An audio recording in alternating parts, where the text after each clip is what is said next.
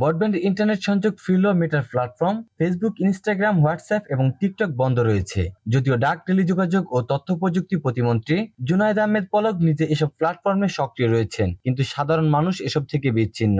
এ নিয়ে সমালোচনা রয়েছে নাগরিকদের মধ্যে। পরে তিনি এ নিয়ে গণমাধ্যমে ব্যাখ্যা দিয়েছেন। বিষয়টি নিয়ে জানতে চাওয়া হলে জুনায়েদ আহমেদ পলক শনিবার 27 জুলাই গণমাধ্যমকে জানান, গুজব প্রতিরোধে মানুষকে সঠিক তথ্য জানাতে তিনি সামাজিক যোগাযোগ মাধ্যমে সক্রিয় রয়েছেন। এ সময় তিনি আরো জানান, তিনি সহ সরকারের গুরুত্বপূর্ণ প্রতিষ্ঠানগুলো এভাবে সক্রিয় থাকতে পারবে। জানা যায় 23 জুলাই ব্রডব্যান্ড ইন্টারনেট চালুর পরপরই প্রতিমন্ত্রী নিজে ভেরিফাইড ফেসবুক পেজ থেকে পোস্ট দেওয়া শুরু করেন। তিনি প্রতিনিয়তই নিজের বিভিন্ন কর্মকাণ্ডের তথ্য নিজের ফেসবুকে পোস্ট করে আসছেন। এছাড়া বিভিন্ন আয়োজনে সরাসরি সম্প্রচারও করছেন তিনি। ইনস্টাগ্রামও তিনি রয়েছেন সক্রিয়। তার ভেরিফাইড টিকটক অ্যাকাউন্ট থেকেও তিনি পোস্ট করছেন। এদিকে বাংলাদেশের সংবিধান ও আইন মানলে ফেসবুক কর্তৃপক্ষকে দেশে উন্মুক্ত করা হবে বলে জানিয়েছেন প্রতিমন্ত্রী জুনায়েদ আহমেদ পলক। ফেসবুকের মতো যেসব প্ল্যাটফর্ম বন্ধ রয়েছে সেগুলো মূলধারার গণমাধ্যম ব্যবহার করতে পারলে গুজব ঠেকাতে সহায়ক হতো কিনা তা জানতে চাইলে প্রতিমন্ত্রী বলেন, এ ব্যাপারে তারা ভাবছেন। সামাজিক যোগাযোগ মাধ্যমগুলো কবে বাংলাদেশে সবার জন্য চালু হবে তা জানতে চাইলে জুনায়েদ আহমেদ পলক বলেন, এটা ফেসবুক এবং টিকটকই বলতে পারবে তারা বাংলাদেশের সংবিধান আইন মানবে কিনা